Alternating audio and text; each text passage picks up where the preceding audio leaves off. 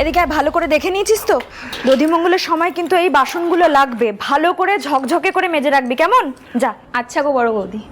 আমি বলছিলাম সাগর যে কার ফোন বাজছে? ওটা কার ফোন? ওটা আমার ফোন গো, আমার ফোন ছোট বৌদি।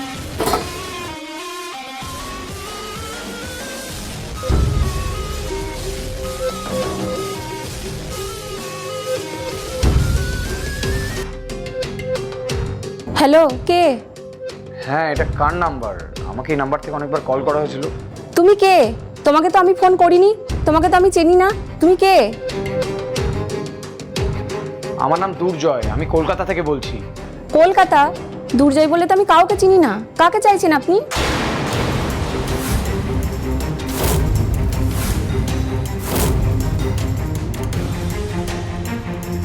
এই আমার ফোনটা দে তো।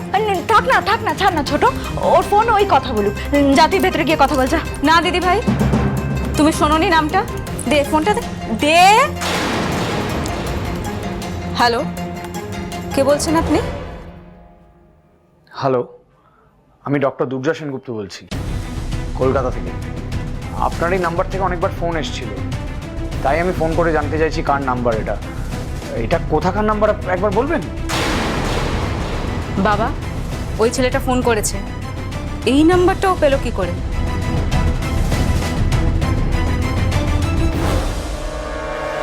কনক?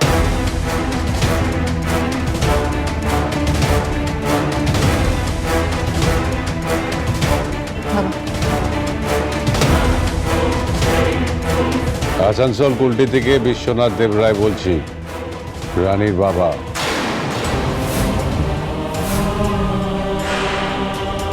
আঙ্কেল, আপনি?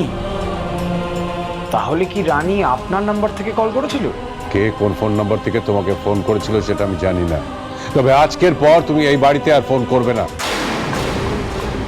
রানীর সাথে কোনো রকম যোগাযোগ করার চেষ্টা করবে না।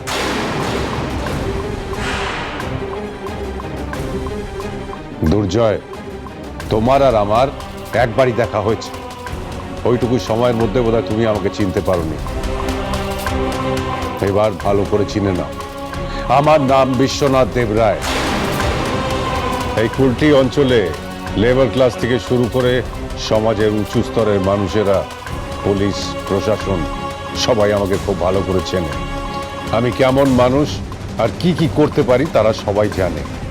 তুমিও জেনে নাও দুর্জয়, রানী আমার মেয়ে, আর আমি চাই না তুমি রানীর ছায়াও মারাও। আর ফোন করবে না এখানে। 5 দিন পর রানীর বিয়ে, এর মধ্যে যদি তুমি ফোন করো তাহলে আমার থেকে আর খারাপ কেউ হবে না। তুমি হতে পারো কলকাতার একজন বিখ্যাত ডাক্তার, তাতে আমার কিচ্ছু এসে যায় না। আমার ইচ্ছের বিরুদ্ধে কিছু হলে আমি কাউকে রিয়াদ করি না, কথাটা মনে রেখো। হ্যালো আঙ্কেল, শুনুন একবার। হ্যালো হ্যালো হ্যালো আঙ্কেল, শুনুন একবার আমার কথাটা।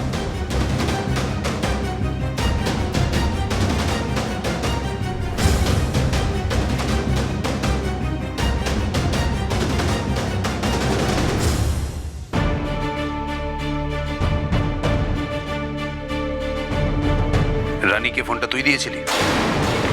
কেন দিয়েছিলি? বল কেন দিয়েছিলি? আমি কিছু করিনি বড়দা, আমাকে অনেক করে চেয়েছিল তাই আমি দিয়েছিলাম। বেঈমান, তুমি জানো না রানীকে ফোন দেয়া বারণ? তোকে বের বেরো বেরো বেরো বেরো বেরো এখান থেকে বেরো বেরো, ধর, যা বেরো। আর যেন কোনোদিন ত্রিসীমানায় না দেখি তো সব চলে আসে। কাণ্ড দেখেছেন বাবা? হ্যাঁ, একটা সুযোগ পেয়েছে অমনি কনকের ফোন নিয়ে ওই ছেলেটাকে ফোন করেছে। কেচ্ছা কেলেঙ্কারি আর কিচ্ছু বাকি রাখবে না রানী। কলকাতায় গিয়ে অত বড় একটা কাণ্ড ঘটিয়েও শান্তি হলো না, এখনো চালাকি করে যাচ্ছে। মান সম্মান সব ডুবেই ছাড়বে দেখছি এই মেয়ে। আস্তে ছোট, বাবা সামনে আছেন, কি করছিস? আমি করছি? করেছে তো তোমাদের বাড়ির এই মেয়ে।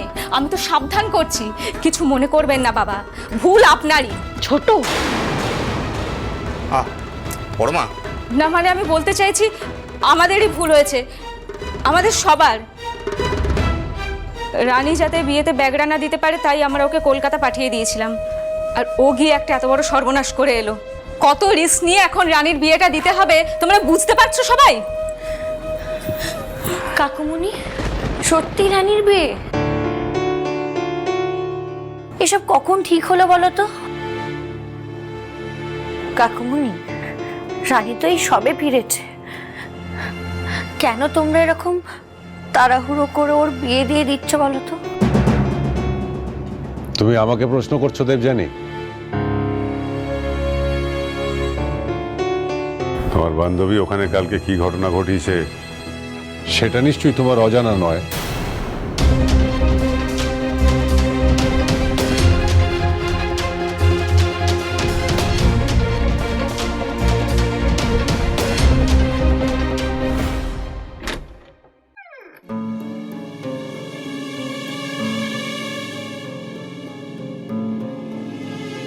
দেবু, তুই এসছিস, বাঁচালি।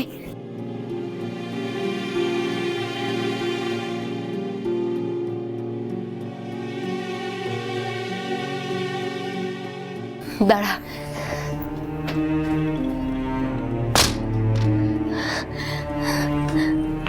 অষ্টমঙ্গলে এসছিস না তোরা? হ্যাঁ রানী, আমার তোর সঙ্গে কিছু কথা আছে, বস। হ্যাঁ হ্যাঁ, এই তো বসেছি। আমার তোর সাথে অনেক কথা আছে। তুই জানিস কলকাতা থেকে ফেরার পর বাবা আমাকে ঘর থেকে বেরোতেই দিচ্ছে না, আটকে রেখে দিয়েছে। তুই একটু বোঝা না বাবাকে প্লিজ। আমার কথা কিছুতেই শুনছে না, জোর করে বিয়ে দিতে চাইছে। 4 দিন পর বিয়ে ঠিক করে ফেলেছে, ভাব। বলেছিলাম না তোকে বিয়ে নিয়ে অশান্তি চলছে? তারপর তো বাবা আমায় তোর সঙ্গে যাওয়ার পারমিশন দিয়েছিল। ভেবেছিলাম বাবা হয়তো মত বদলেছে, ভুলে গেছে সব। ভেবেছিলাম মেডিকেল এন্ট্রান্সে বসতে দেবে, ডাক্তার হতে বাধা দেবে না, কিন্তু সব উল্টো পাল্টা হয়ে গেছে দেবু, সব। এখন বলছে বিয়ের আগে নাকি বাড়ি থেকেই বেরোতে দেবে না, বিয়ের পর যা হবে সব শ্বশুর বাড়ির দায়িত্ব। এটা হয় বল? আমি এটা মেনে নিতে পারবো না দেবু, দম বন্ধ হয়ে মরে যাব। তুই এসেছিস ভালোই হয়েছে, আমায় দুর্জয়ের সঙ্গে কথা বলতে হবে। আমার কাছে তো আমার ফোনটা নেই, তোর ফোনটা দে না প্লিজ। দাঁড়া, আমি দরজাটা লক করে আসি।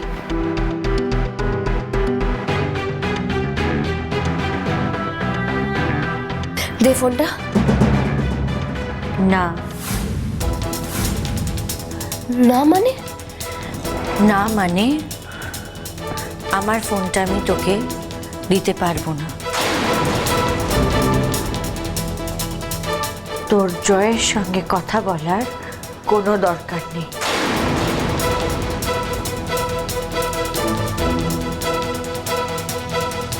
এটা তুই বলছিস দেবু? তুই? তোর থেকে বেশি আমাকে কেউ চেনে না দেবু। আমি জানি আমার আর দুর্জয়ের আলাপ বেশি দিনের নয়, কিন্তু সব সম্পর্ক সময় দিয়ে মাপা যায় না দেবু। ওইটুকু সময়ের মধ্যে যদি আমরা একে অপরের কাছাকাছি এসে থাকি, একে অপরকে পছন্দ করি, সেটা কি দোষের?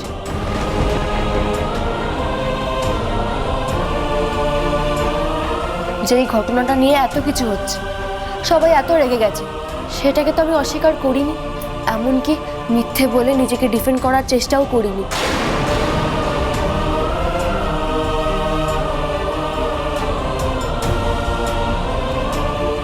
হ্যাঁ, আমি আর দুর্জয় ঘনিষ্ঠ হয়েছি,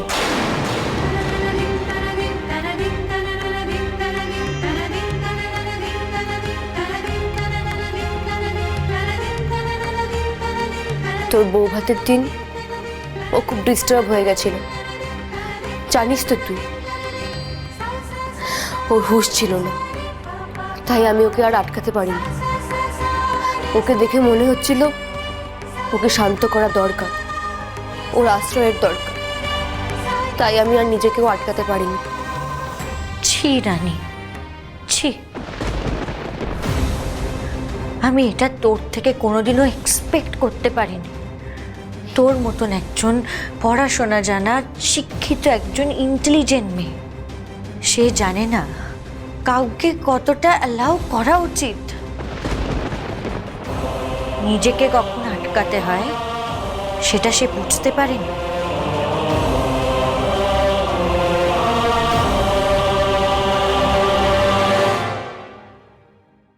জয়ের সাথে যা হয়েছে সেটাকে একটা দুঃস্বপ্ন ভেবে ভুলে যা রানী। আর আমার ধারণা জয়ও এটা মনে রাখেনি। হ্যাঁ সেজ বৌদি, তুমি রানীর বাড়ি থেকে চলে এসছো, কথা হলো? জয়, আর 5 দিন পর রানীর বিয়ে, আর দয়া করে বাগড়া দিও না। যা হচ্ছে যেমনটা হচ্ছে হতে দাও, বুঝতে পেরেছো?